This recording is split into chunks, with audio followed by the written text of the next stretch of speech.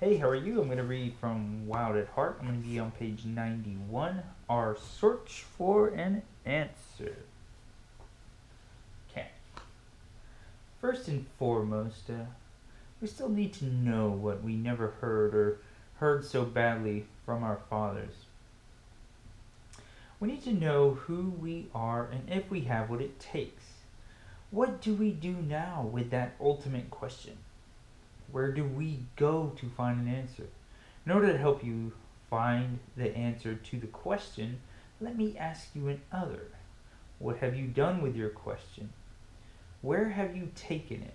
You see, a man's core question does not go away. He may try for years to shove it out of his awareness and just get on with life, but it does not go away.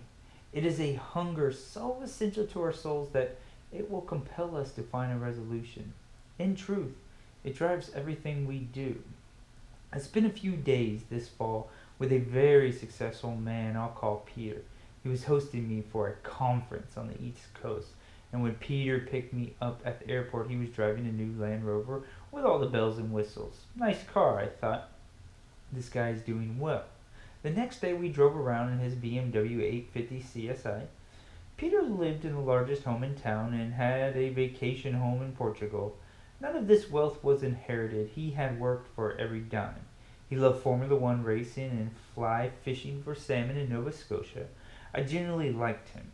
Now here's a man, I said to myself, and yet there was something missing. You'd think a guy like this would be confident, self-assured, and centered, and of course he seemed like that at first, but as we spent time together, I found him to be hesitant. He had all the appearances of masculinity, but it didn't feel like it was coming from a true center. After several hours of conversation, he admitted he was coming to a revelation. I lost my father earlier this year to cancer, but I did not cry when he died. You see, we were never really close. Ah, yes, I knew what was coming next. All these years knocking myself out to get ahead, I wasn't even enjoying myself. What was it for? I see now. I was trying to win my father's approval. A long, sad silence. Then Peter said quietly, through tears, "It never worked." Of course not, it never does. No matter how much you make, no matter how far you go in life, that will never heal your wound or tell you who you are. But oh, how many men buy into this one. After years of trying to succeed in the world's eyes, a friend still clings stubbornly to that idea. Sitting in my office, bleeding from all of his wounds, he says to me, "Who's the real stud? The guy making money? You understand that he's not making much, so he can still chase the illusion." Men take their soul's search for validation in all sorts of directions.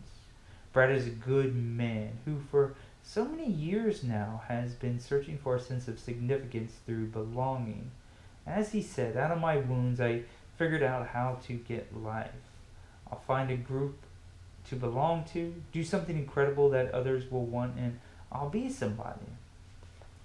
First, it was the right gang of kids in school, then it was the wrestling team. Years later, it was the right ministry team.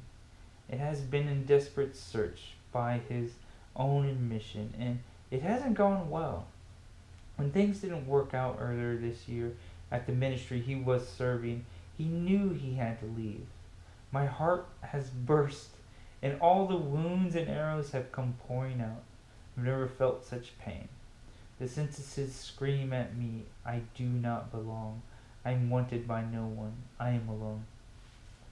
Where does a man go for a sense of validation? To what he owns? To who pays attention to him? How attractive his wife is? Where he gets to eat out? How well he plays sports? The world cheers the vain search on. Make $1 million, run for office, get a promotion, hit a home run, be somebody. Can you feel the mockery of it all? The wounded crawl up the beach while the snipers fire away. But the deadliest place a man ever takes his search, the place every man seems to wind up, no matter what trail he's followed, is the woman. Alright, so that's page 91 to 93. That's our search for an answer. Women are trouble. Trouble, I tell you. There's some really good ones. There's some really bad ones too. Love y'all. See you.